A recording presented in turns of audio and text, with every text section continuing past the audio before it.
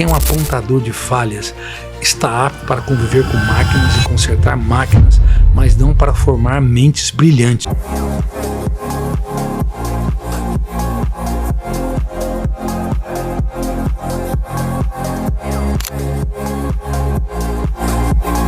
A dica que o senhor dá para hoje, ela já saiu desse sufoco emocional. O que ela pode fazer agora? Se você está num estado angustiante, ansioso, você tem que penetrar dentro de você mesmo e não se curvar às suas mazelas mentais. Você tem de escolher ser mais relaxado, você tem de escolher não gravitar na órbita dos seus pensamentos perturbadores, você tem de impugnar, tem de discordar, tem de atuar como protagonista, senão você se coloca na plateia como espectador passivo de pensamentos perturbadores e emoções depressivas, negativas e asfixiantes e se torna um escravo vivendo em sociedade livre. Então nunca se esqueça, compre vírgulas para escrever capítulos mais nobres dos seus dias mais tristes, mesmo quando o mundo desaba sobre si.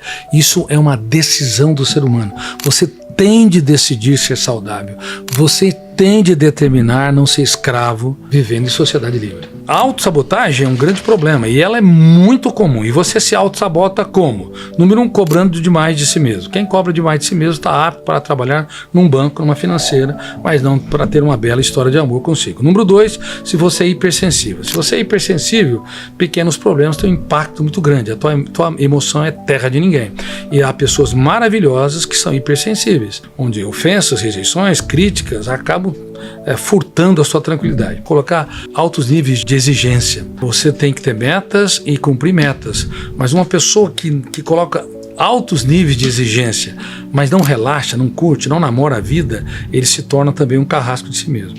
E uma outra coisa importante é que nós devemos aprender todos os dias a ter um caso de amor com a nossa saúde mental. Nós temos que aprender a dar descontos para nós mesmos, para as pessoas ao redor. Viver uma vida mais leve, mais tranquila, porque não é a pessoa que pensa mais, que atira mais, que é mais rápida, que é a pessoa mais eficiente. E mesmo se ela for eficiente, ela acaba esgotando o seu cérebro de maneira tão grande que ela acorda cansada. Mas como? Eu não fiz nenhum exercício físico que justifique. Estou esgotado. Claro, pensa demais, rouba energia do cérebro.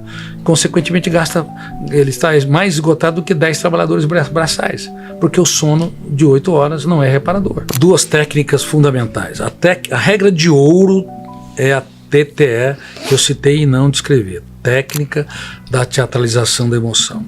Como existe um biógrafo no cérebro humano que é inconsciente, involuntário, o fenômeno RAM, registro automático da memória, e como a mente das crianças hoje está numa velocidade hiperacelerada e as crianças e adolescentes não se concentram, os pais se esguelam e não têm efeito, eles corrigem, não tem impacto. Então o que os pais devem fazer? Toda vez que a criança acertar, os pais têm que corrigir a miopia emocional. Acertou, trouxe um copo de água.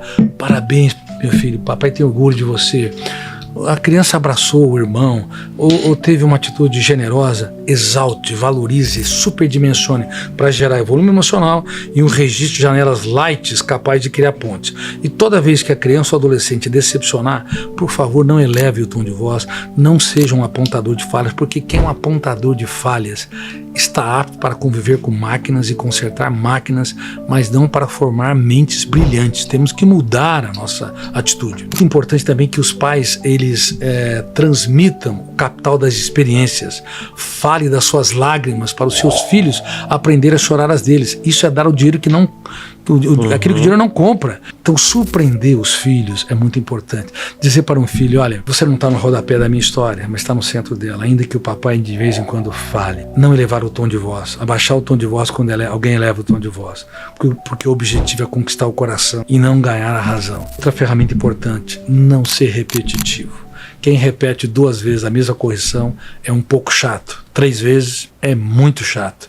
E 4 vezes ou mais é insuportável. Há milhões de pessoas, de pais insuportáveis, de casais insuportáveis, porque eles querem operar o cérebro de quem está ao seu redor, sem entender que o pensamento é virtual, que ninguém muda ninguém. Temos o poder de piorar os outros, não de mudá-los. Só eles podem se mudar, e quando nós abaixamos o tom de voz, quando nós passamos a elogiar pequenos comportamentos, quando passamos a ovacionar e nos tornar os fãs, quando passamos a trocar experiência, a transmitir o capital acabou. Aquilo que o dinheiro não pode comprar, então você muda o status quo das relações. As relações mais áridas, elas são recicladas. E a vida se torna um oásis, apesar dos desertos e das intempéries.